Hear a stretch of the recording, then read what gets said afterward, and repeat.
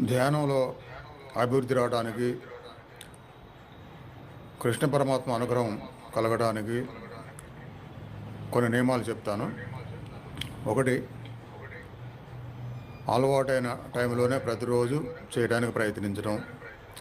రెండోది, ప్రతిరోజు ఒకటే ప్లేస్లో కూర్చోవటము. ఆ ప్లేస్కి శక్తి సమకూరుద్ది రోజు కూర్చోగా.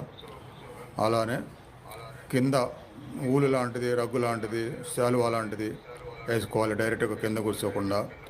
అట్లానే ధ్యానం చేస్తున్నప్పుడు చేతులు ఇలా పైకి తిరిగి ఉండాలి, కానీ కిందకి తిరిగి ఉండకూడదు.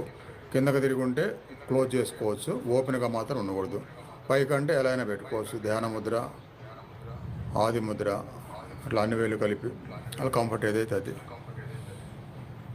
తర్వాత శుచి, శుభ్రత. స్నానం చేసుకోవడం మొదలు పెట్టడం, కూర్చునే ప్లేస్ దగ్గర కూడా నీట్గా శుభ్రం చేసుకోవటం.